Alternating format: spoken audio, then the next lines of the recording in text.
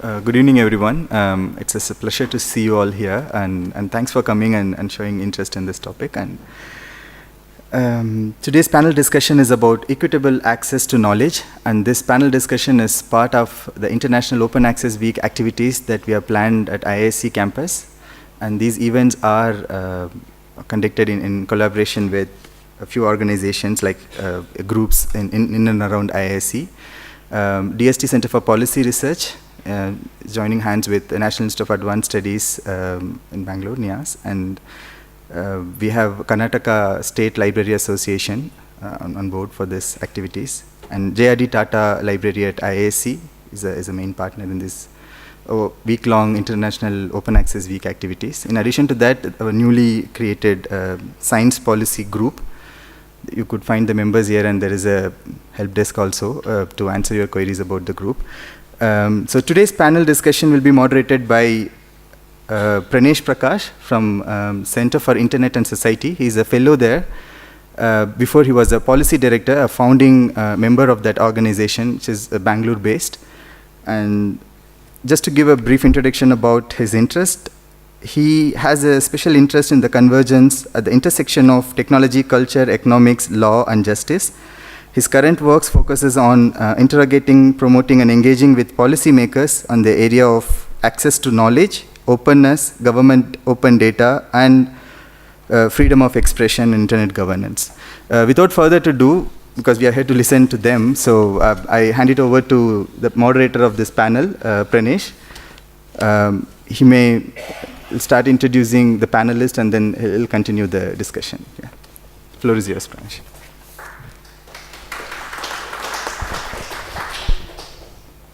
So thank you very much for that introduction, Jagan. And I would urge all the people sitting on this side of the room to try to move over here to the center so that all of us can see you better and so that you can hear all of us better.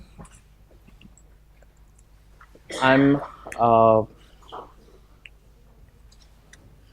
very honored to be here today for this session during Open Access Week 2018. Now, I don't want to introduce the general topic of access to knowledge and why the quest for equity is actually at the center of open access as a movement, as a strategy, and so on. I think the panelists are far better to do that.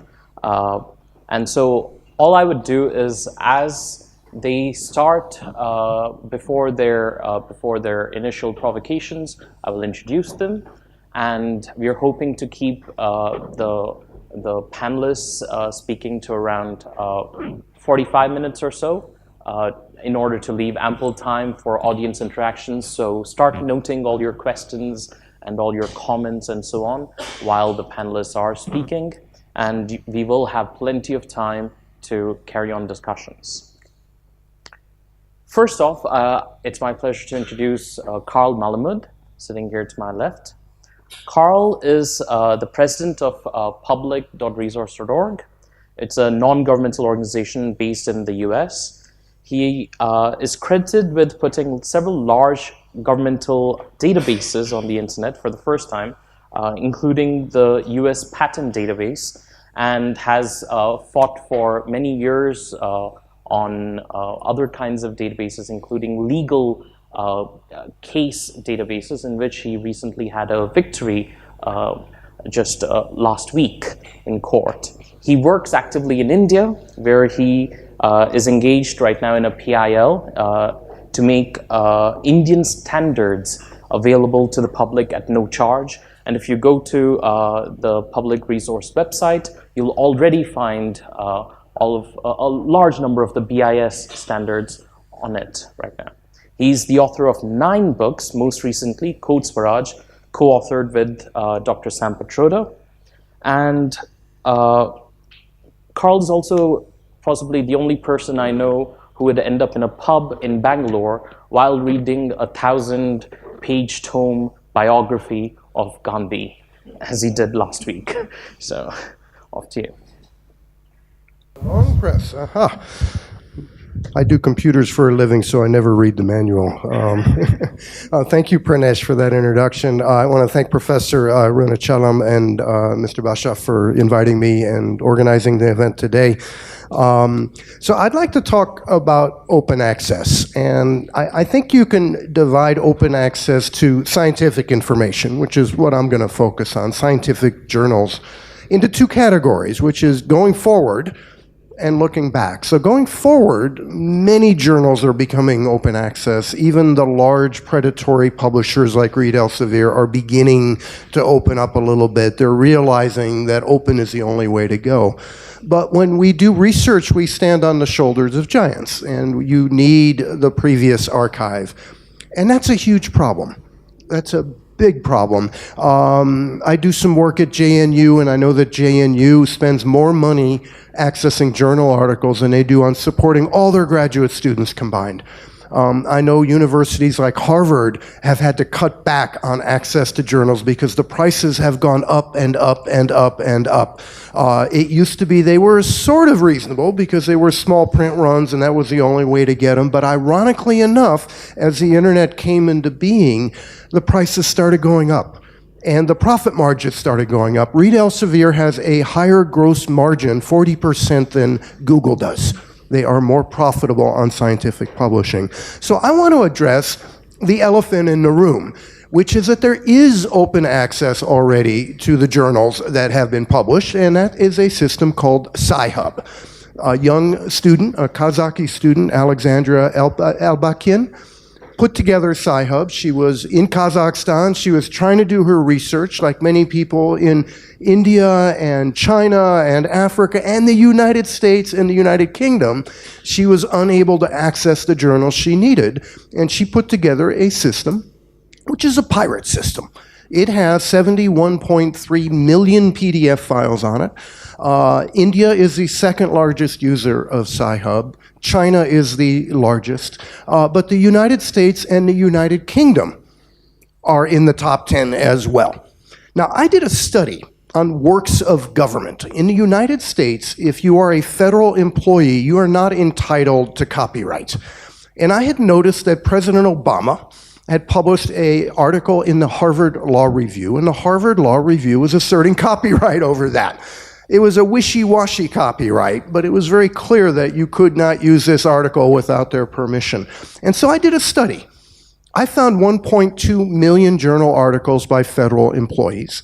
Now, whether or not they were in the course of their official duties, it's hard to tell, right? Because if you go home and write a journal article and don't use federal facilities, and you just do it totally on your own, you can have copyright.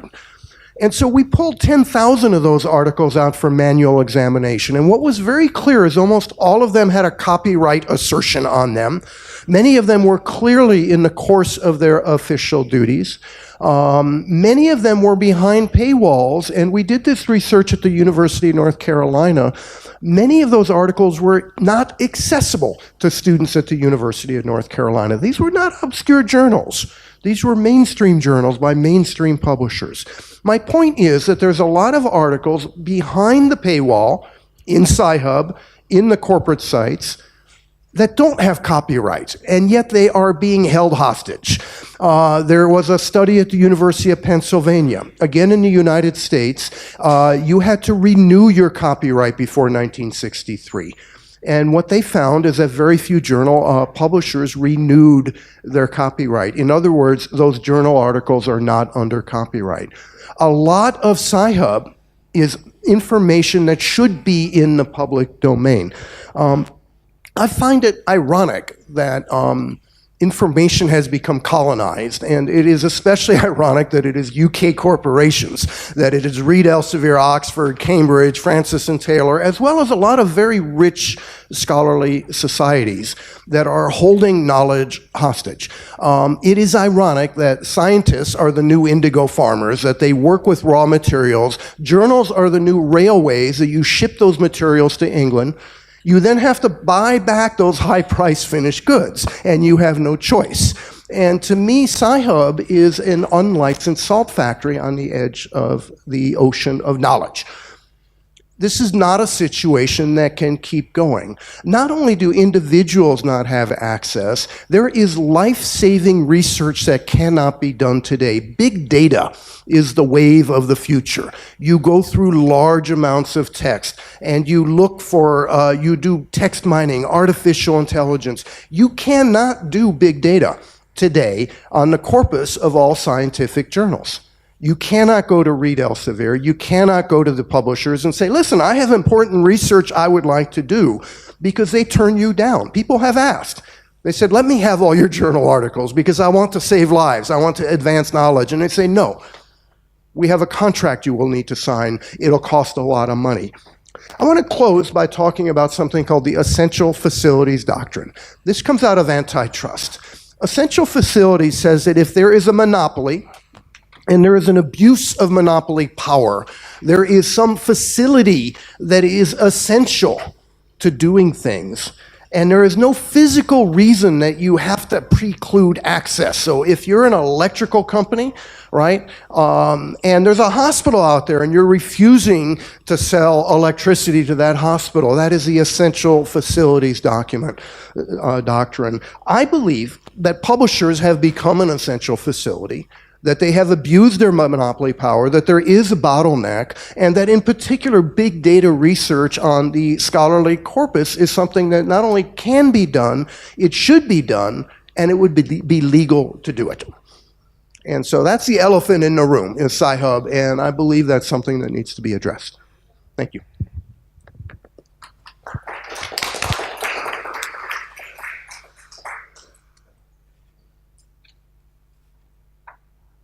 I'd love to talk more about that during the open audience session. Thanks, Carl. Next, we have Professor S. Nayana, who's with the Center for Public Policy at the Indian Institute of Management, Bangalore. Professor Nayana was a professor at the Center for Public Policy, IIM, from 1986 to 2017, and was earlier with the IISc from 80 to 86. And her areas of specialization, I should say, include elementary education, literacy, university and technical education, and vocational education and skills development. She's a Fulbright scholar. She was an associate is an associate editor and member of several professional bodies, and was a member of the Knowledge Commission in Karnataka. And her research as well as advisory engagements are directed towards strategy planning, monitoring and evaluation, and she's been consultant to a number of organizations, including the World Bank. With no further ado, Professor Nayana is going to speak about open access policies, and apart from one of her passions, which is cricket and watching cricket, she spends her time volunteering at a school for the disadvantaged nowadays. Thanks, Professor Nayana.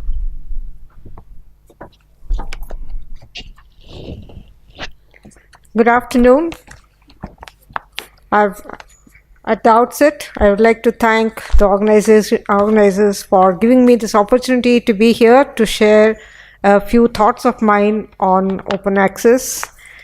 And I must say, Professor Basha's skills at persuasion are excellent. He wouldn't take no for an answer. So here goes.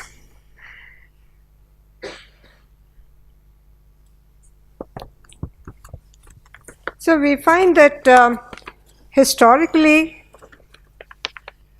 the Budapest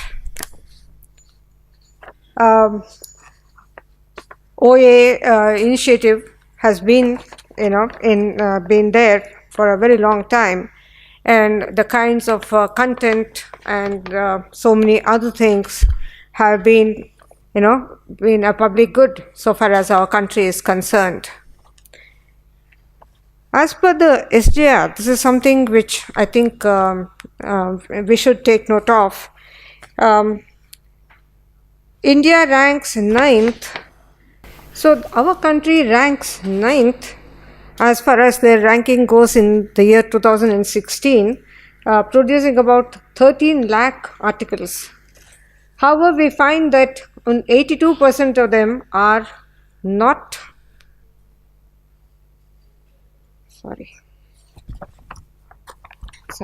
anyway, they are not in the open access. So this is, I think, is a matter of concern. And the institutional repositories in India are sparsely populated in spite of having open access mandates in place. So what is interesting, according to me, is that the Delhi Declaration on Open Access was adopted in 2018, and it clearly urges the scientists and scholars to flip their journals information to open access and to contribute to the development of open access journals in India, and garner support of the relevant stakeholders for this purpose. So this is something which I think we need to immediately take note of.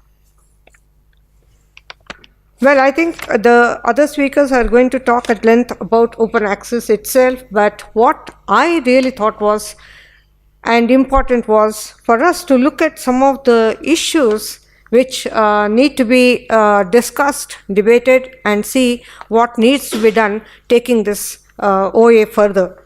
One is, the first issue that I thought was very critical was regarding inclusiveness. Now, how can the various stakeholders have access to this information in the absence of good connectivity? Firstly, we are presuming that everybody has access to the kinds of internet and other things which will enable them to access scholarly journals, articles, and what have you. Especially those in remote urban areas where connectivity is a grave problem. For example, and the people who are differently abled, who are disadvantaged, who cannot afford to have these kinds of web connectivity and so on.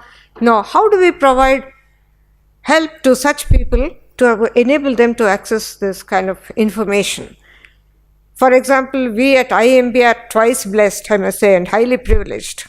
We can get access to any kind of information, any journal, anywhere in the world, but are everybody blessed in that same fashion? So how do we look at inclusiveness as we go further? I think this is something which I would request all of you to pay a lot of thought going further.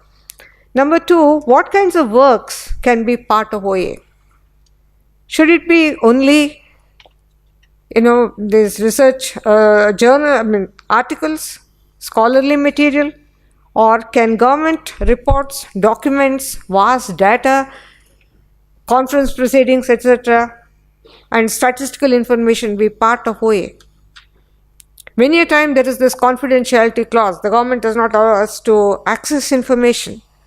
I have found it extremely difficult because all my life I have worked with the government. And any time we prepared any reports or we came up with some statistical information, there was a ban. They said, no, you can't publish this. You can't put it out anywhere. This becomes our property. Every bit of information should be given to us, blah, blah, blah. So, how do we access such information? In fact, if we have to bring about certain reforms, it becomes very essential for us to get that information across so that scholars, experts across the globe can put their thoughts and come up with some viable solutions. So this is something which again, I would like you to look at. Then, how does this policy, OA policy, address intellectual property rights issue?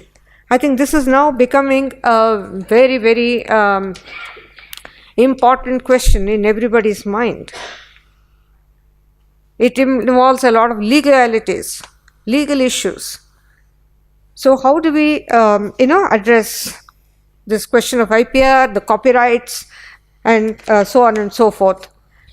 Then what should be the author's safeguards in OA? Now, we just, for example, the scholars give it to the kinds of publishers to put it out in OA, and then supposing there is some litigation, something objectionable and so on, where does it leave the scholar? Are there enough safeguards? What kind of agreements should we sign? What should we look at?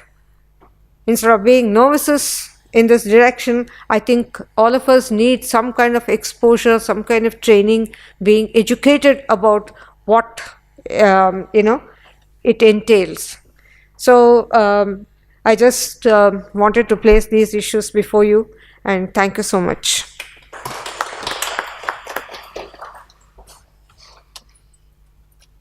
Thank you so much, Professor Nayana, for expanding the scope of the discussion, for bringing in not just the issue of cost, which is the kind of equity that open access largely tries to address, but also issues of access by persons with disabilities, accessibility, including the issue of just plain infrastructure in the form of connectivity, as well as bringing up IPR-related issues, which I think there being some lawyers here, we can at least have a discussion later. Next, I would like to have a person who is not present in the room right now, but who will be joining us not just in spirit, but through a video presentation that he has sent earlier, and that will be the journalist Richard Poynder. Those of you who have worked in and have gone and searched online for anything related to open access would know Richard Poynder, who's written not present in the room right now, but who will be joining us not just in spirit, but through a video presentation that he has sent earlier. Sorry. Okay, so that's the live stream that's going on in YouTube, in case some of you want to watch this online right now instead of being present. But yeah, so all of us have read articles by Richard, who's been covering this area for, I think, close to a decade and a half or 2 decades or so. And he's an independent journalist and blogger specializing in information technology, scholarly communications, professional online database service, open science, IP, and so on. Richard Poynder has been observing and reporting on the evolution of open access movement for 15 years now, and has been variously praised, criticized, and threatened as well. Leading open access scholar Stephen Harnard, who I believe coined the phrase open access, has described Richard as the chronicler, conscience, and gadfly laureate of the open access movement. And now we hear and go through Richard's slides.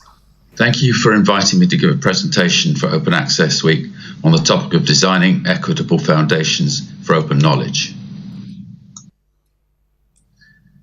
We'll clearly want to discuss what we mean by equitable foundations for open knowledge, but perhaps the first question to ask is why it has become a pressing issue now. In 2002, the Budapest Open Access Initiative promised that open access would accelerate research, enrich education, share the learning of the rich with the poor and the poor with the rich, make this literature as useful as it can be, and lay the foundation for uniting humanity in a common intellectual conversation and quest for knowledge.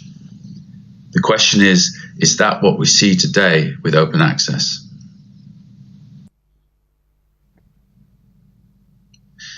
Let's recall that in Budapest, 2 roads were outlined for achieving open access.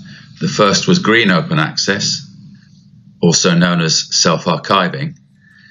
Here, the idea was that research institutions and universities would create institutional repositories so that researchers could post their papers in those repositories and make them freely available on the internet. However, most researchers spurn using their institutional repositories, preferring instead to use for-profit proprietary services like ResearchGate and academia.edu. This is a puzzle.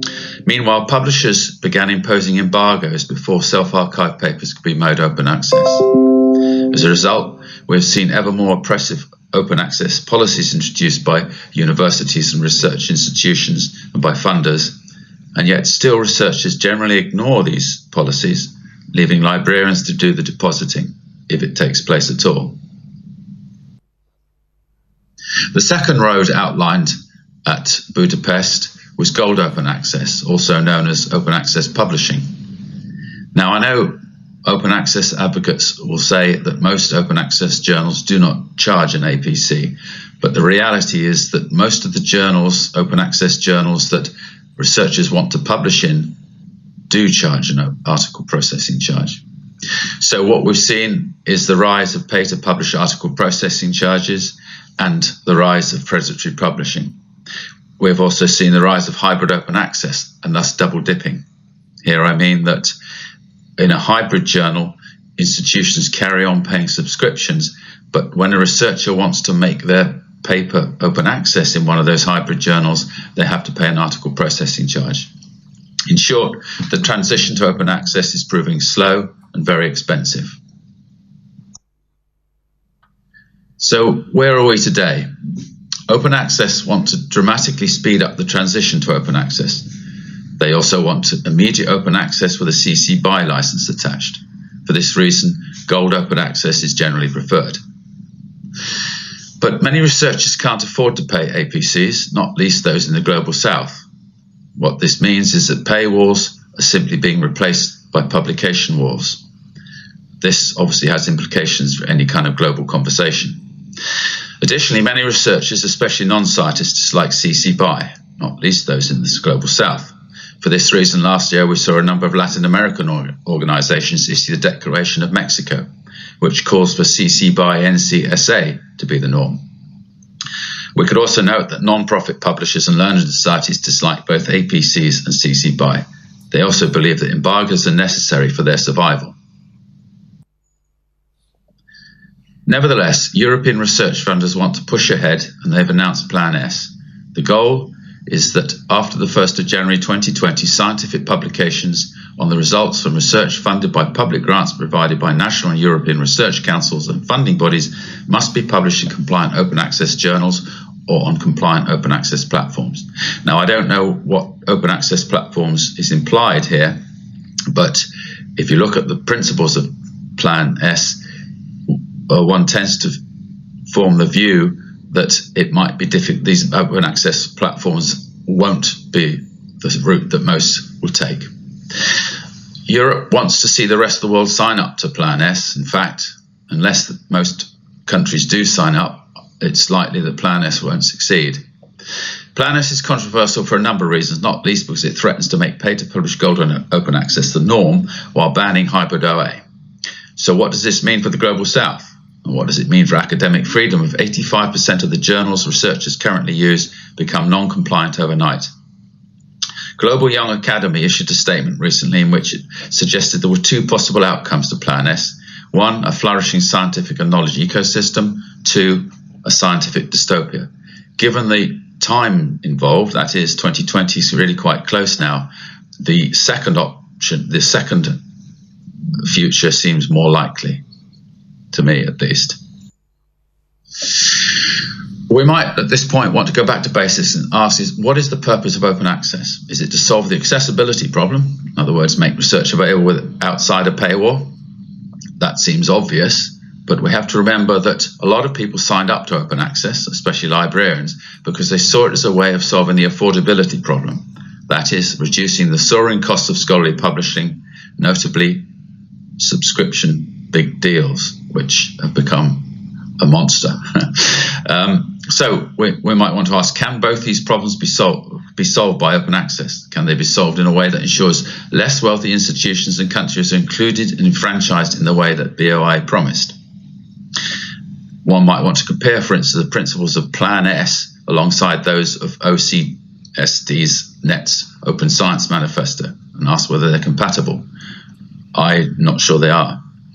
So, is a global open access solution possible? If not, what are the consequences? How can humanity engage in a common intellectual conversation and quest for knowledge, given that the way open access is currently developing? We might also want to ask if open access is enough.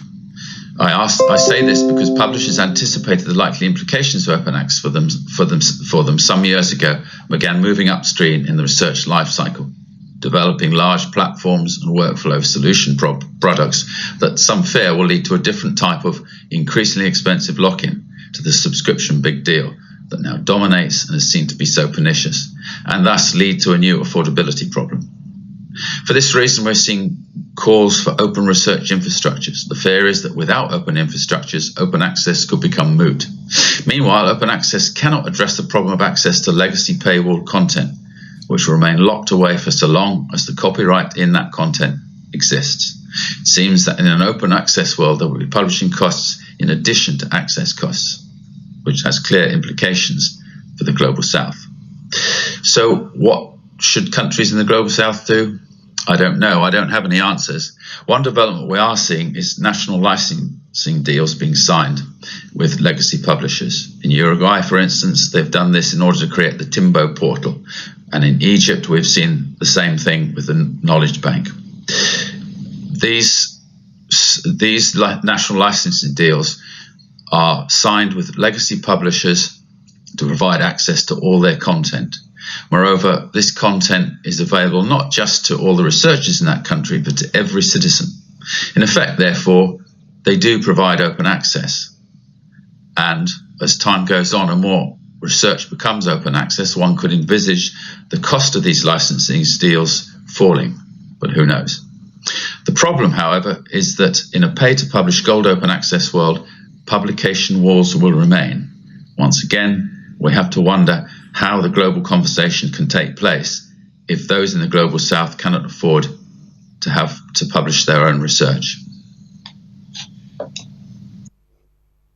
Thank you for listening to me. I'm hoping the questions that I've asked will help frame the discussion today.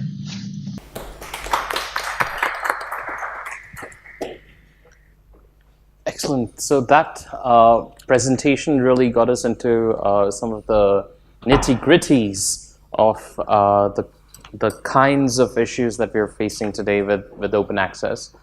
Everything from the question of journal quality versus predatory publishing, and where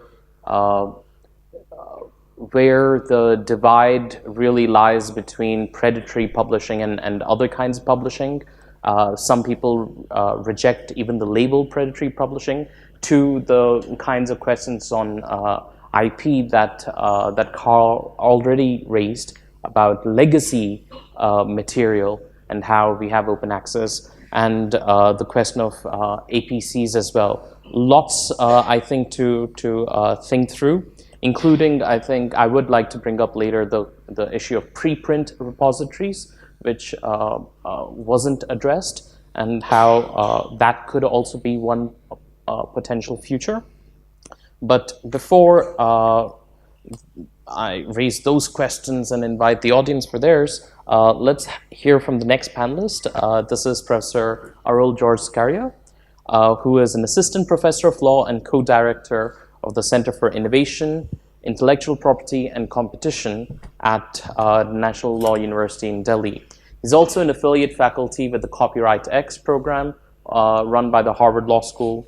And he did his doctoral research at the Max Planck Institute in Germany, and his postdoctoral work at the UCL in Belgium. His key areas of interest and specialization are science and technology policies, open movements, in IP laws, and competition law. And he's currently working on projects in the area of open science, open innovation, and regulation of digital markets in the context of big data, AI, and IoT. Today he'll be speaking about some of his research on open science. And apart from all his academic achievements, Professor Scaria is also an avid trekker, with the Hemta Pass being the last trek that he did. So up to you. Pranesh. Thank you, Pranesh, for that very long and very nice introduction. So first of all, I would like to join the former speakers in thanking the organizers for inviting me for this panel discussion. It's always an amazing experience to be on this campus, and more so when it is for discussing an extremely important topic like open access with some of the best researchers and also some of the most active, I would say, practitioners in this particular area.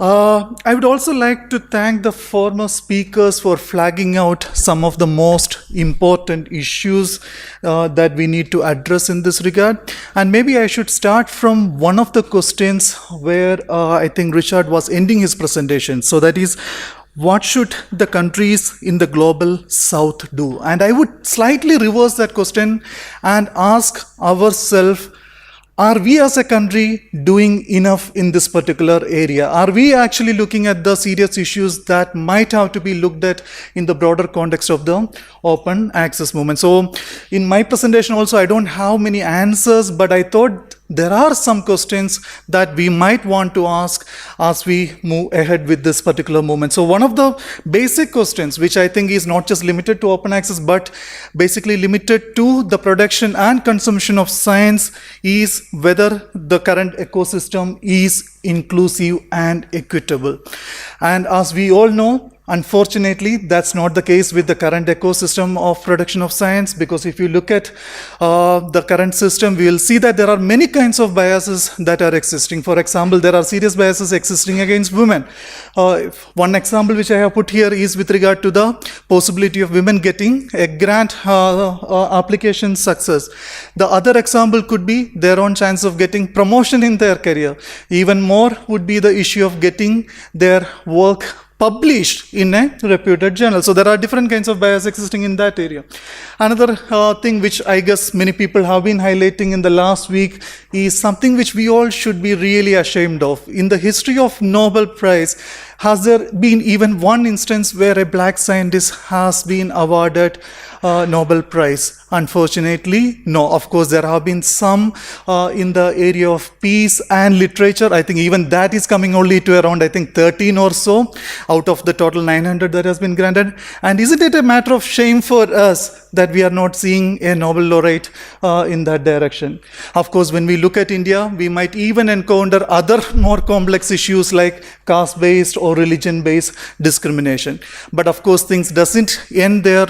Being researchers from the global south, we even face other kinds of bias, which I would use the words of Professor Arunachalam, the Harwood Hyderabad syndrome, which I am sure at least some of you are familiar with, or for those who are not familiar with, the concept says that if a researcher from Harvard and Hyderabad sends in the same work to the same journal with the same quality, the chances of the person from Hyderabad getting accepted are much, much lesser. That's a reality which we need to address. And this reality has to be addressed in the context of the open science or the open access movement also.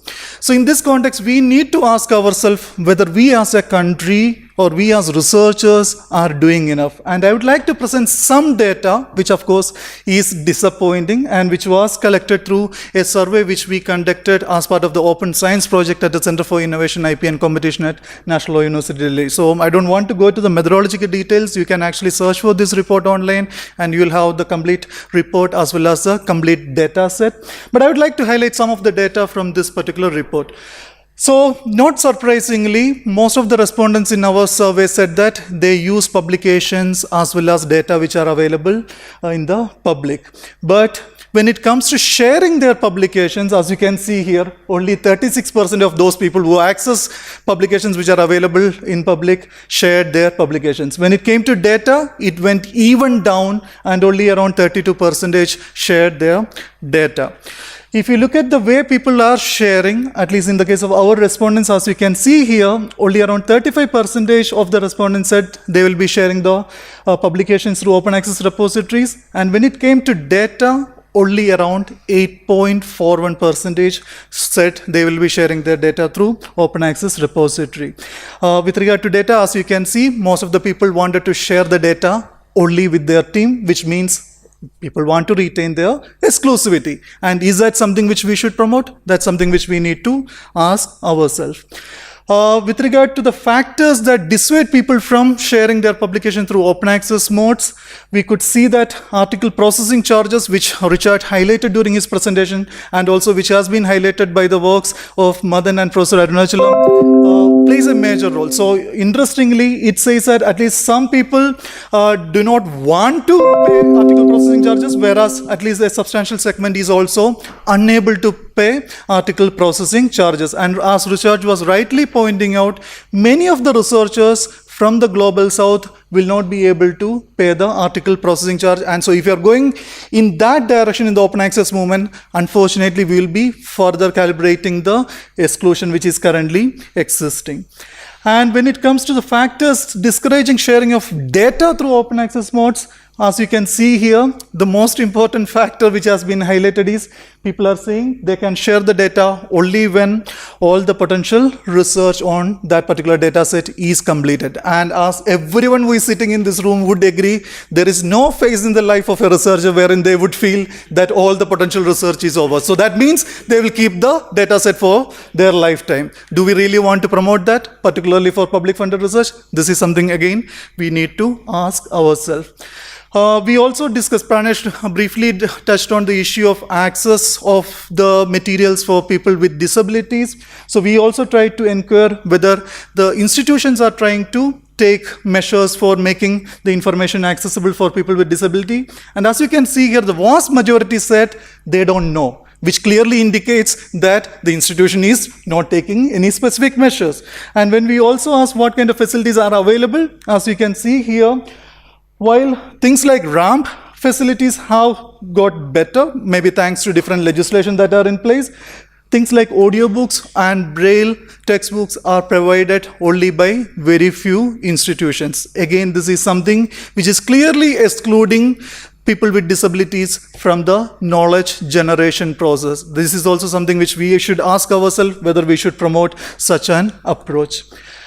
Since open access is not just about sharing research with people who are your peers, but also to make science a participatory process, we also need to understand whether we are taking enough efforts to make science accessible for the public.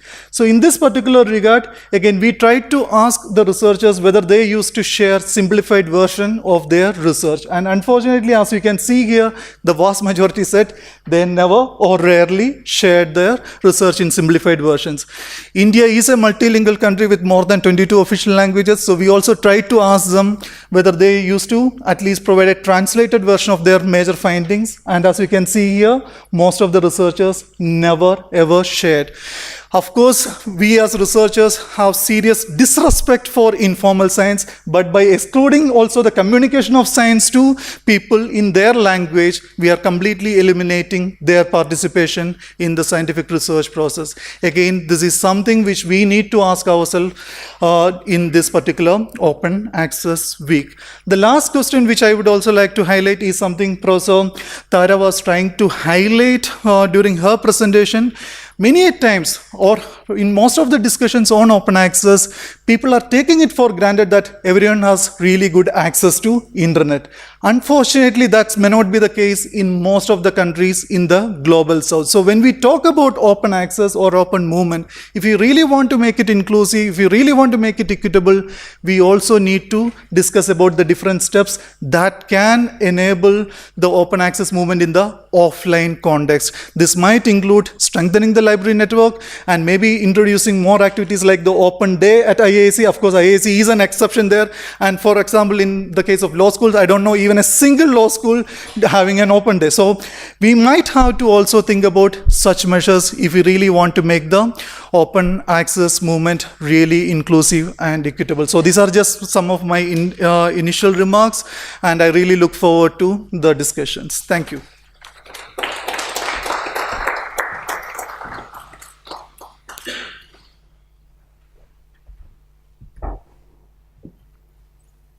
Wow, that's a lot of hard data to really back up some of the concerns that we've been addressing. Thanks, Arul. And next, we have Dr. Shahid Jameel, who is an Indian virologist and CEO of the Wellcome Trust DBT India Alliance, known for his research in the hepatitis E virus. Dr. Jameel is an elected fellow of all three major Indian science academies, and He's also been awarded by the CSIR as with the Shanti Swarup Bhattacharya Prize for Science and Technology, one of the highest Indian science awards for his contributions to medical science in 2000. Apart from this, Dr. Jameel is also a history buff and is trying to improve his photography skills, especially in the area of wildlife. So, Dr. Jameel. Thanks, Pranesh. You know, the bad thing about speaking last is that everything useful has been said. On the other hand, one could pick the important points, and one doesn't need too much intelligence to summarize those. So that's why I'm at the very end. So let me start by asking this question: what do publishers really do? I mean, we researchers produce the research. We write the papers. Those are sent to us for peer review. We edit the journals. We buy the journals. Our libraries store those journals. What do publishers do? The profit margin is around 30 to 40%, which is one of the highest in any business. It's a $25 billion business, publishing.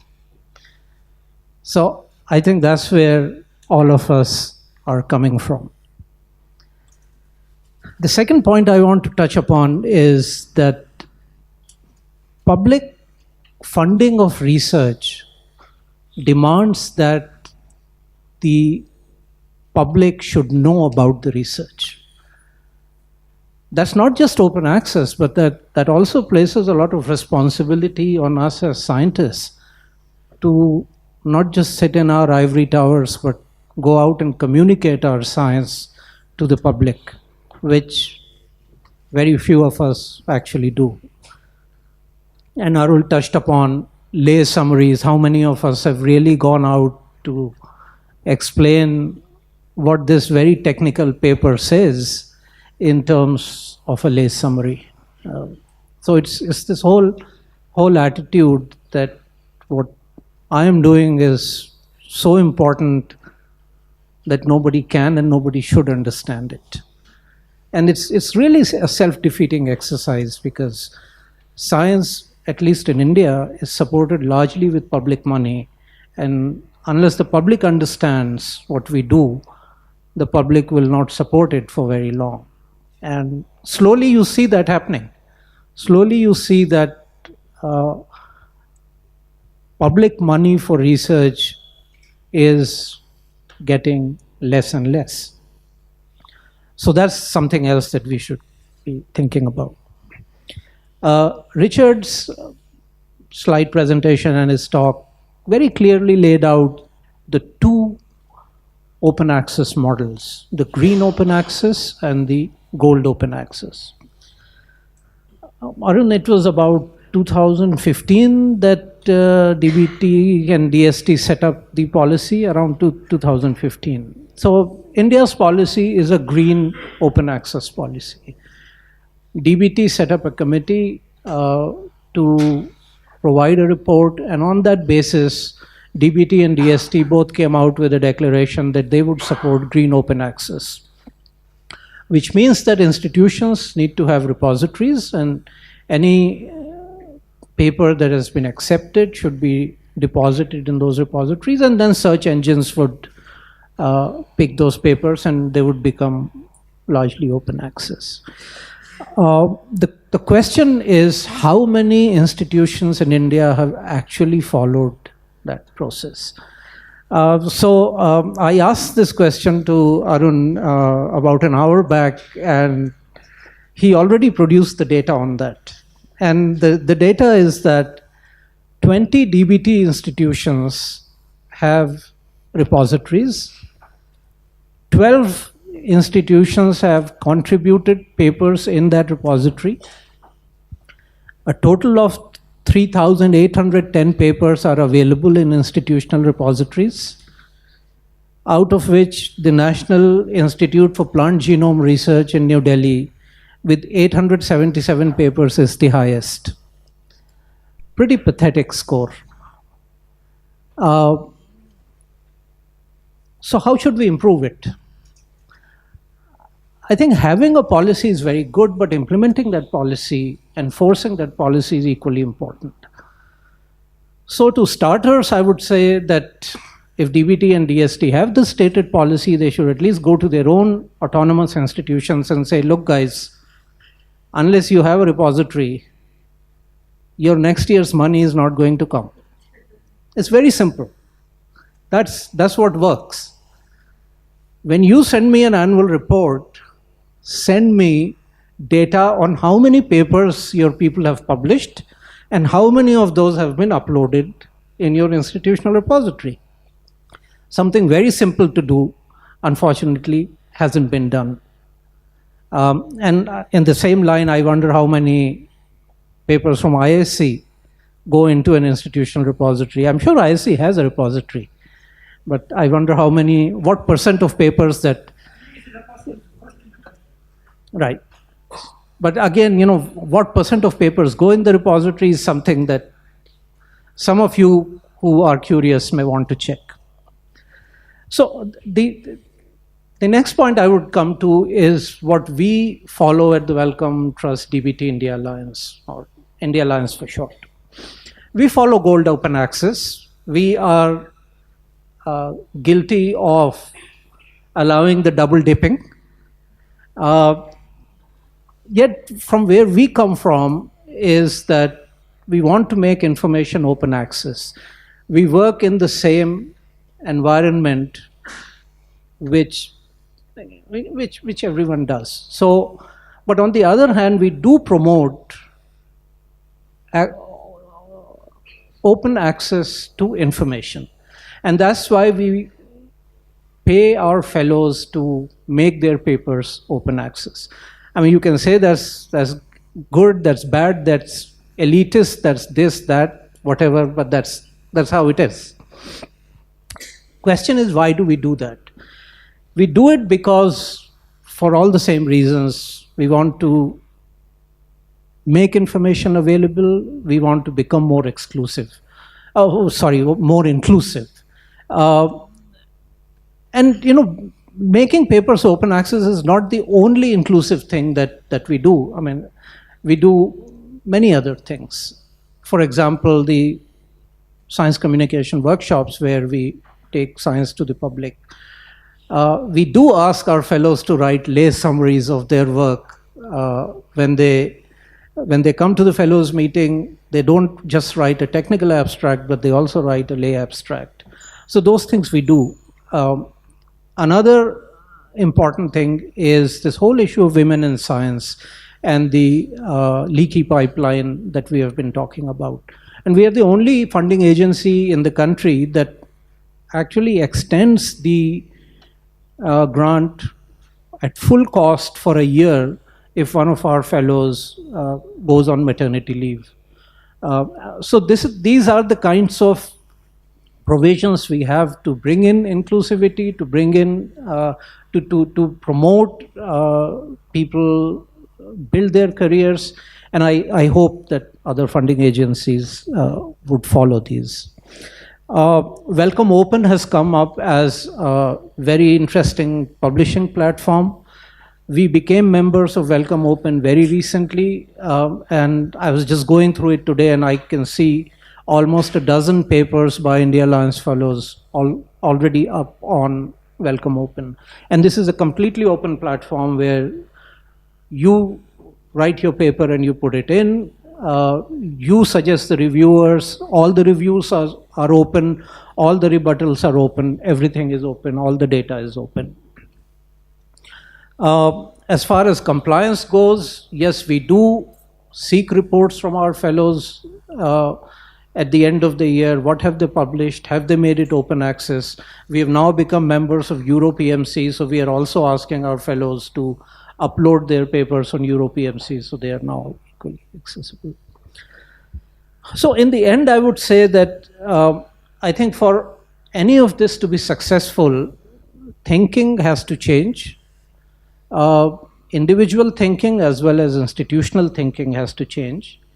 There was very brief mention of preprints. And again, I think we are the only ones in the country who have gone on record to say that preprints will be considered as research in progress and would be taken into account as research data when we are assessing people for our fellowship, as well as when we are assessing fellows' progress during the course of the fellowship.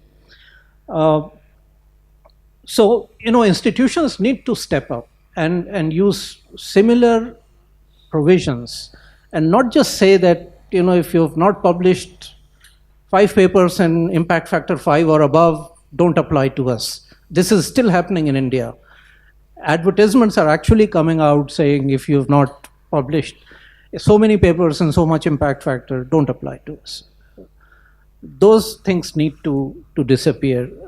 So I would simply end by asking whether institutions themselves are doing enough, and if there is scope to do much more. Thank you.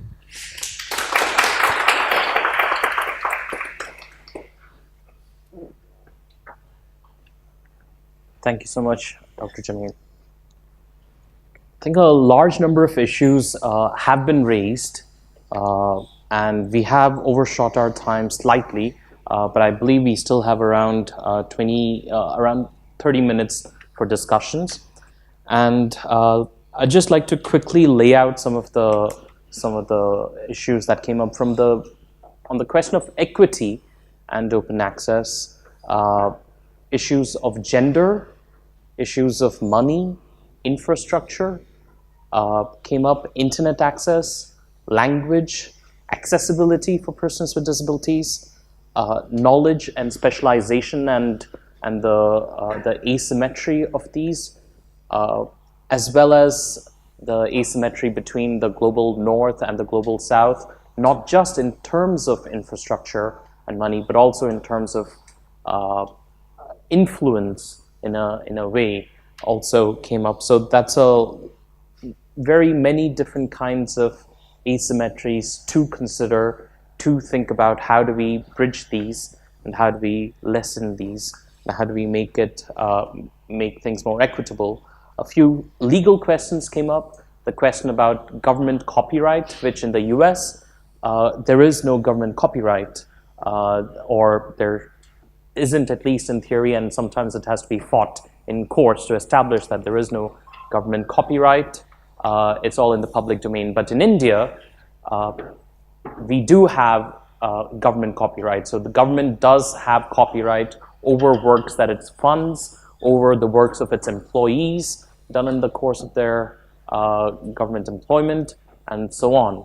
And so far, even in 2010, when the Copyright Act was being amended, we at the Center for Internet and Society, along with 21 other organizations, submitted our comments, our submissions to the amendment process.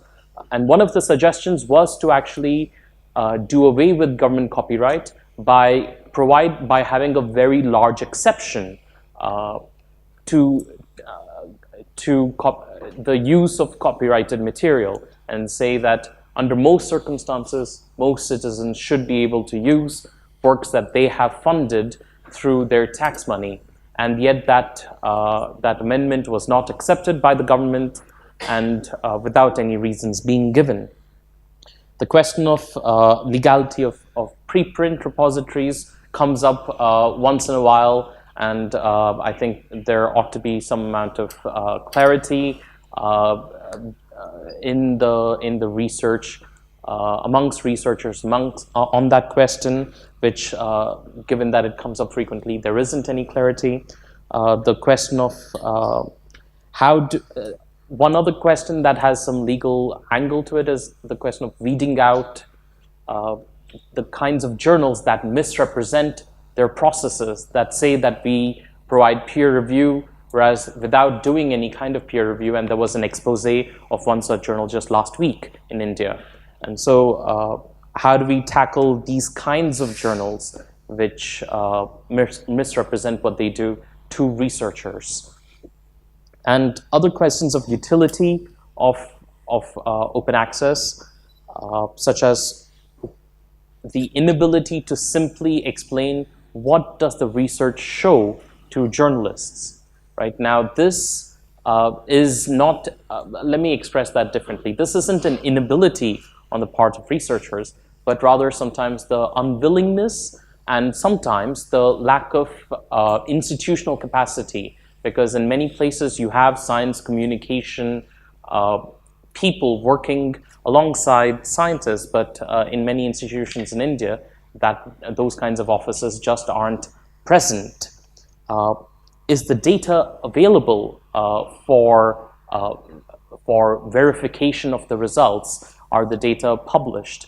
Now, very often, as Professor Scaria's research shows, the data just aren't published alongside the main research article, making the question of validity of the research more difficult to ascertain. And very importantly for laypersons like myself, the question of how trustworthy is the research is the paper that I'm reading. For instance, I've not seen any efforts towards saying, has the study been reproduced, right? So even if the study has been reproduced, there's no easy way for a layperson to find out without going through many other articles, looking through who's citing whom, and doing all kinds of arcane searches, which just aren't in my capacity really to do. And so the question of how do we actually make the research accessible to the public still, I feel, is an open question, and not just to the public, I mean to media as well. And so with this kind of a brief summary, I'd like to throw it open to the audience. Questions, comments, and with your questions and comments, could you please do three things. One, introduce yourself. Two, make it brief. And three, if possible, please address it to a specific person. We'll collect a few in one go, and then we'll try to answer them. Show of hands.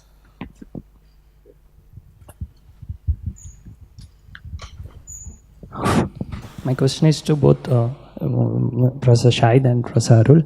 I'm Dr. Akshay from PCMS Research, Bangalore. I'm practicing as a physician and a clinical researcher. So, where you ended, sir, you mentioned the open access repositories built by DBT and DPT and other institutions like that. How one thing that the publishers, I do believe that publishers add value to the ecosystem, wherein they make the possibility of blinded peer reviews and all the streamlining the publication, this thing, and making even the impact factor which you said should not be counted is actually a measure of quality of the work. How do you say which paper is actually worth reading or which paper can be trusted? So publishers do actually add value, and like Arul mentioned, if you're talking about translation from one this thing to other, it can't be upon to the researcher to translate things. Publishers will have to help there. So how can DPT just making a repository where people can submit their maybe after publishing to a journal, publishing it to the repository, it doesn't remove the journal again. And how does it help? I mean, or is there anything else we can do to actually engage in an open access publishing platform kind of thing? Hello, I am Padmini Ray Murray. I head the master's program in digital humanities at the Shrishti Institute for Art, Design and Technology. My question is to Mr. Malamud, but also to Richard, who's obviously not in the room. And I think one of the elephants in the room that we're not addressing is search and the role that it plays in exposing knowledge, right? And I don't know whether it was a intentional use, but you said, standing on the shoulder of giants, which of course is Google Scholar's byline. And I think or tagline rather. And what's really interesting is that Google is by its processes kind of making invisible a lot of scientific research and there's actually his name escapes me, but the person who founded Open Maps, he's actually started a project called Don't Leave It to Google, which is about kind of trying to kind of explode the stranglehold that Google has on search. And I think one reason why people are putting material on academia and the ResearchGate, for example, is because it gets picked up in Google results. And I think in the age of the precarious academic, also when people are working as independent scholars, also when questions of tenure, etc., are always kind of contingent on these issues, I think there is a bit of a conflict there because institutional repositories are not that visible in search engines often. And also, I mean, the way that, Google ranks results is often, kind of strange and mysterious ways. So we're obviously not seeing a full spread of what's out there. And so I wonder whether there needs to be kind of a better way, and I think, both us as users and creators have to think about the way we tag material. I think metadata is a big problem. And also, how do we kind of ensure that, more scientific research is being picked up and recognized in ways that Google might not be?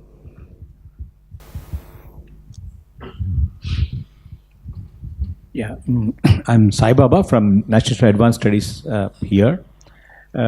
My question is general. While we're discussing about open access, we're somehow not touching the ecosystem of publication. What we're trying to do is that we're allowing the current method of publication to be like that, and then you say that we give access free to it. I mean, this is where I think we have to address this issue. I think Dr. Shahid just mentioned about the initiative of Welcome Open. I think it has to be really looked into the way we want to publish our papers. And he just mentioned about the valuing that publication. I think there should be a system of Wikipedia equivalent people coming forward to review it. And nowadays the moment of reviewer comments also to be made public is also happening. And reviewer comments should be made public. That would also give a value to the system. I think unless otherwise we address the ecosystem of publication, we would keep on discussing this about making it access. Where somebody is working for making money and you are telling them making it open to others, why would he listen to it? In fact, I want to add another syndrome to what Hyderabad Harwood syndrome is, our own way of not publishing our papers in our own journals. If you do a survey of Indian publications appearing in Indian journals, it will be dismally slow. That means we are inherently accepting that something else is better. I think we have to address these issues. Unless otherwise we address these issues, I think we'll have these open access weeks every year, discuss, raise, and we'll continue to do so. I think we need to ponder about the way we are publishing and the way we are allowing the system. In fact, Richard mentioned in the short term, it has become expensive for us now. Open access has become a problem for us because predatory journals have come, you have to pay for it. So you see what is happening here. What is started as a good is becoming disadvantage to us. I think I would say that these are things we should contemplate if we really want the knowledge to be accessible to all the people. I think we'll take one more question and then come back and then go back to the audience. This is Vasudesh Pandey from a software company working in the library space. I was wondering, when publishers are making about 40% profits, have the universities themselves tried to form a consortia and then become a publisher by themselves and then give the open access? Thank you. Well, I mean, Cambridge University Press and Oxford University Press are no better. So to answer your question, I did want to provoke by saying, what do publishers do? Of course, publishers do something, and that's why they're making all that profit. So yes, they bring value, but they're really, what do they do more than marketing? Is it fair that research that is funded with public money goes behind a paywall, and the benefits of that research is not accessible to the public? I don't think that's a fair system at all. There was a statistic that I was seeing somewhere that papers published in the New England Journal of Medicine, 40% of papers published in New England Journal of Medicine are published from within 100 kilometers or 100 miles of the journal office. So, publishing itself, this whole thing has become a big boys club. And you know how expensive it is to subscribe to New England Journal or Lancet or any of these medical journals. Groundbreaking discoveries come out in those journals, but they remain behind paywalls. So that's the point I'm making, that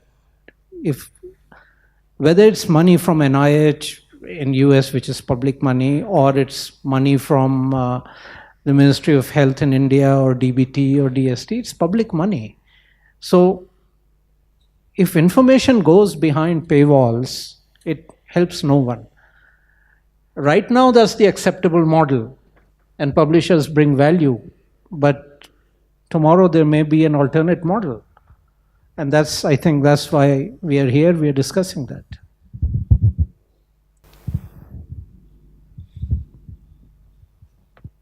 Let me address the Google monopoly issue. So look, I know Anurag Achara actually does Google Scholar. He's the guy that started it. It's a beautiful system. He's done a great job. They pay for access to a lot of the data that they index. And if you go to Reed Elsevier and you say, I want to index your journals, they say, no, you can't do that. And when you have one large search provider and only one provider of access to data, be it Reed Elsevier or the American Chemical Society or the American Geographic Society, all these scholarly societies and very rich publishers are prohibiting use.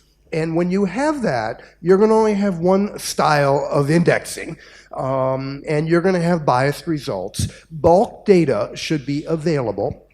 Places like ResearchGate should be able to have copies of the journals and expose them in different ways. Just like other people, any grad student ought to be able to download the entire scholarly corpus. It's not that hard. Sci-Hub is about 56 terabytes. You can do that today, right? It's a few $100s for an 8 terabyte disk drive. There is no reason that a grad student shouldn't be able to download it and expose it. The internet is not based on a cloud. It's an end-to-end principle. It's an end computer. Anybody can put a web server up on their laptop. And it's only these artificial barriers on access to information that are prohibiting new ways of accessing and using that information. And that's got to change. Okay, so I just wanted to address one of the important questions he raised, that was who will pay for the translation, right? So I guess, and also for, making simplified versions of research. So there are two things which can be done. One is providing incentives to the researchers themselves to make simplified versions. I think DST has recently started something called Avasar. I think that's the name of that particular project, wherein it is incentivizing young scholars to produce a shorter, simplified version of their research findings, and I think if it qualifies, I think you get like 10,000 rupees or something for that particular piece. So that's one model which we can actually follow. The second thing I think which would be a bit more complicated is the case of translation. So there, of course, I am sure that most of the people who are sitting in this room may not be able to translate into more than one or max might be two languages. So there we might have to actually allocate funds for doing this. And ideally that funding should be coming from the funding agency. And as Professor Jameel was pointing out earlier, we should always remember that most of the research in India is funded by public agencies, and they can of course allot a small part for the translation also. It's not a big deal. If you take into consideration the amount they are investing for a particular research, I don't think it would cost much more to make a translated version. We could also do one more thing. For many of the researchers, maybe just getting the credits for the translation might be sufficient. So we can also say that for the translated version, you get the authorship. Of course, you give credits to the original researcher. So that's also another model which we may want to explore. But the core challenge here is making researchers aware of the fact that it is important to communicate in language which is accessible. But unfortunately, I think that step hasn't happened. And I think if that awareness happens, I think rest all will fall in place. That's my take on that. Thank you. A few more hands that I saw. And just one small thing to add on the consortia thing. So maybe I think that's also something which I was thinking of addressing. So traditionally, at least in India, there were many universities which were having presses of their own. Unfortunately, even though I think starting a press for a university has become easier because thanks to the digital technologies, I think most of them have actually stopped moving in that particular direction. So I think your suggestion was a really good one. Even if they're not going for consortia, at least at university level, maybe we can have university presses which can disseminate the work of the researchers, particularly the monographs, without any additional cost or restriction. So that's something which we should definitely take into consideration, and that's a great suggestion. So, three hands up. 1, 2, 3, 4. My name is Nagraj. I am from Raman Research Institute. My question is to Professor Kaul. Is this Sci-Hub illegal? If not, how long this will sustain? And elsewhere has already filed a case on Elbakian. And on one end, publisher is charging and Sci-Hub is giving it free. So I want to know the reason for this and how long the Sci-Hub would sustain in such a circumstance. And could I also urge the women in the audience to ask questions, because it's please. Okay, that was very timely, so I got to speak out of turn. Just to say actually that we seem to be marked by real lack of ingenuity, given that we're supposedly the more highly educated people in the country. It's been a while that we've been talking about open access, but I don't see the formation of, say, a consortium to even come up with a wish list in terms of what we want to see as a publisher's contract. So we sign increasingly more pernicious contracts. So for instance, I've signed something which will copyright my work over technology that has not yet been invented, right, at lower royalties than I was paid 10 years ago. But I don't see the formation of any sort of cooperative among academics to try and say, well, this is the sort of contract we want to see, right? And the other thing, I think Sai Baba raised this question of, I don't think the ecosystem is being addressed really. So universities in India have actually worsened their policies in terms of the way that they rank journals. So you would have had a generation of Indian academics who didn't want to subscribe to the, everything foreign is better policy and would have published in Indian journals and are now probably in their 50s and find that university policies have turned against them, where there's actually more weightage given to American journals. So you're really caught between universities and publishers, and you really need some sort of formation or collective, apart from technical questions or policy questions, some kind of collective formation that would address that.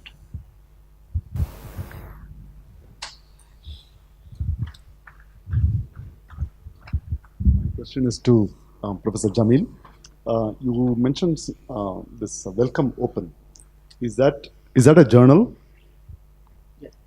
Okay. If so, then that is likely to become a fairly a good model for disruptive innovation in the field of scholarly publishing, don't you think? Because right now it says you can submit and it gets published right away. And it is open to post-publication peer review, and it comes with its own DOI, and it can be cited and so on. Then that could be a model for something like what Professor Sai Baba mentioned. I mean, wiki-based model where you submit something and then you open it up for post-publication. Is that something that Welcome did? What was the thought process behind this Welcome initiative? So let me just address that question. Yeah, so I think Welcome, first of all, has very deep pockets, so they can explore many things, which many others can't. So they started this, again, with this idea of offering an alternate platform instead of just funding publishers to make things open access. And it's also a very open model. But I think the success of that model really depends upon how the community takes to it. Right now, it's very limited. It's only limited to Welcome funded researchers. So that's important to know. But I think in future, if this, they are really very surprised at the success of this. They had done some estimations as to how many papers would come on it on an annual basis. And I'm told the number has exceeded that by about 4-fold or 5-fold. So it's obviously a very successful model, but the eventual success would be if, how the community accepts it. Whether IISc would hire somebody who has published only in Welcome Open or not. No, so that's how at the end of the day an academic is publishing to get a position, to get promotions, all that. So does the community accept it? And I think that would be important to see. This is Anand Pal from Department of Physics. My question is little different actually. Now it's fine. I want to ask, like, when we are doing research, why we are so much focused on publishing? Whether whole research is a business of publishing or it's something else. As a physicist, I understood it's much more about adding the knowledge. So why don't we have some system like GitHub? It's very successful in software development.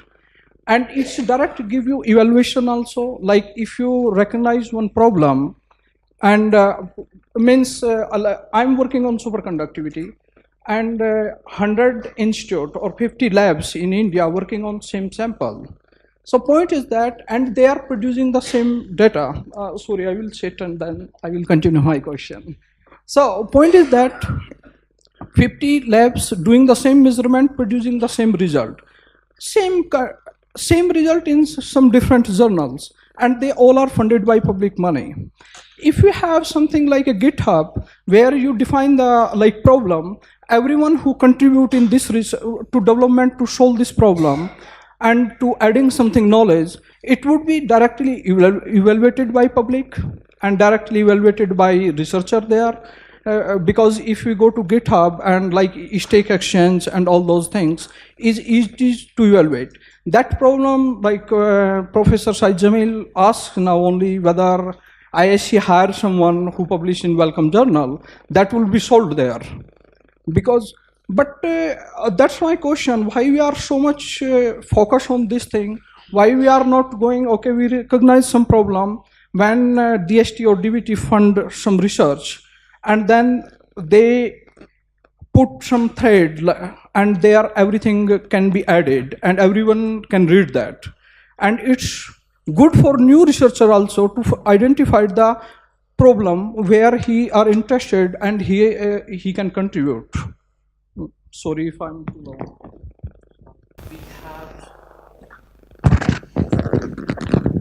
I hope there aren't any more questions because can we extend time for tea a little bit?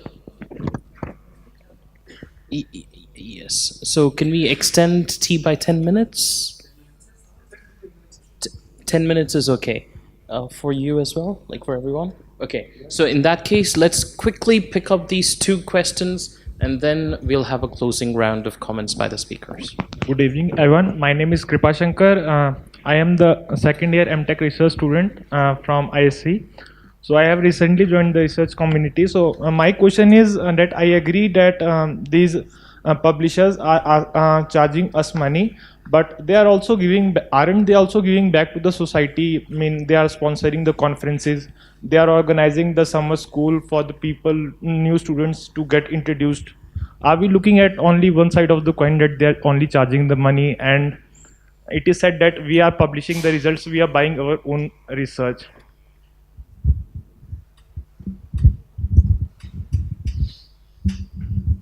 I have a very simple question, which I think Carl will probably be able to answer. The Internet Archive gets away from a lot of copyright issues because they are registered as a library. So how does that option not work for journals?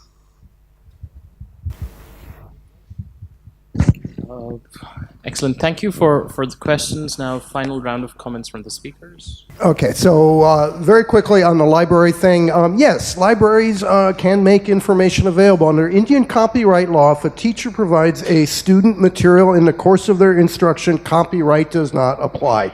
We are not using that in India. Is Sci-Hub illegal, and how long will it sustain? I have to ask you, is an abuse of monopoly power illegal? Is knowledge knowingly encroaching on public property with intellectual property assertions of copyright illegal? I think those are the wrong questions. I think the right questions are who owns knowledge, who pays for it, who may access knowledge, is access to knowledge a human right? Is the progress of science a moral imperative? Is Sci-Hub illegal is like asking, was making salt illegal?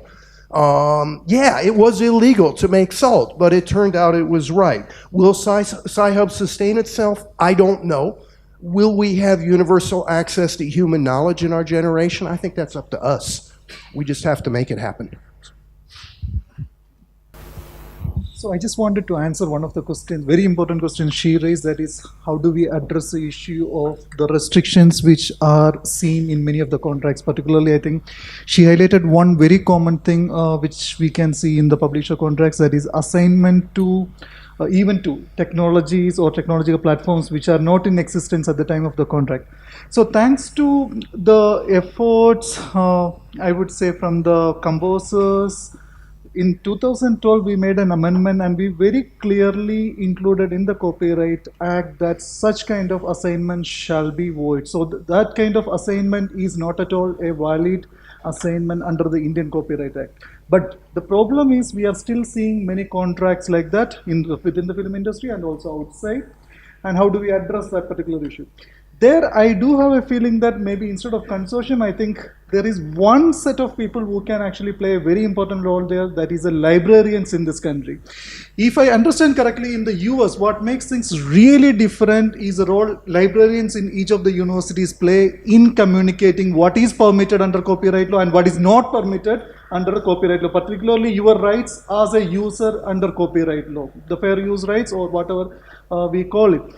But unfortunately, that hasn't really happened in the Indian context. Unfortunately, many of our librarians are influenced by, or at least completely driven by, the knowledge given by the publishers. And it is because of that we see that these kinds of contracts continue to exist or continue to be imposed on many of us. So maybe we need to start educating our librarians, and maybe through them we should actually push back against such kind of contracts. So that's one thing which I wanted to. And there's one thing I'd just add to that. If what you're doing is being funded by the government, then there's a very high chance that the government actually owns copyright, that you aren't free to contract away that copyright to a publisher.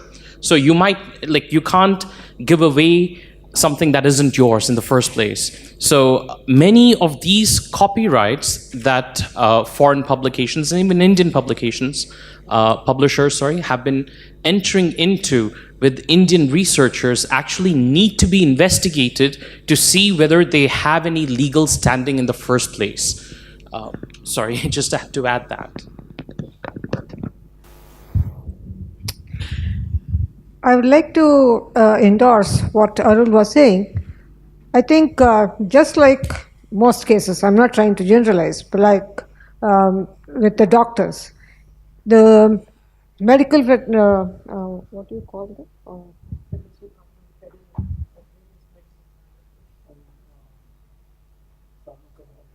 Yeah, farmer representatives. The doctors are driven by the kind of information being given by the pharma reps, and they keep on prescribing medicines. So likewise, our librarians are also influenced by the kind of publishers who keep on giving them all kinds of information. So I really feel that there is a need to educate our librarians and help them to push back and get some adequate information regarding the publication of our papers, number one. Number two, again, I feel accessibility for people who are in really remote areas and those who are differently abled. These are the kinds of people we need to find some way to support them, probably through CSR of various industries. Maybe some people can volunteer to go to such places and to set up certain centers where they can access these kinds of scholarly articles that are available and help these researchers who are working in rural areas. They really have a great problem, as I have seen. And number three, what was said earlier, I think if we can release the copyright issues from the government and see that many of the information that we collect as part of the government funded projects are those which are commissioned by them, I think that would go a long way in helping people to get the kinds of information that will be most useful. Thank you so much. So I think that's a very useful point that you made, that how can you give away copyright when it doesn't even belong to you? And I think most of us don't think of it that way. I think we've done the research, it's my copyright. It's not. The government has funded it. But the government also doesn't enforce that. And I come back to the point that you have an open access policy, a stated policy, and if you're not going to enforce it, the compliance is going to be 30%, as Arul showed in his data. The last thing I want to say is that I think institutions have to play a very, very important role in all of this, in enhancing research, in enabling research. It's nice that when you come to work for an institution, nobody asks you every day what you're doing. That's great. That freedom is very useful. But then, what sort of research management support is the institution giving you? Do they have a research development office which can guide you for various things? In India, research development offices and institutions are very rare. It's not just a clerk sitting in an office doing the arithmetic on your grant funds. Research management is much more than that, and all of what we have been talking about can be brought under good research management practices. And as a last shot, you may want to tell your librarians that with the nature of work changing, fewer libraries buying books, and in future fewer journals being afforded by libraries, the librarian's job is at stake here. So they really need to retrain themselves in some new things. It's in their own interest to do this.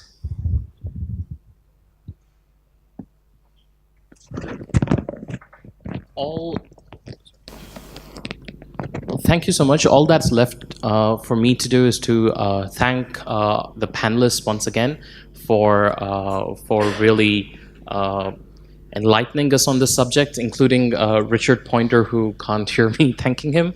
And thank you to all the organizers and supporters, and thank you to all of you. This indeed, I must say, some of the best audience questions and interactions that I've seen. Very pointed, very interesting questions. So thank you all.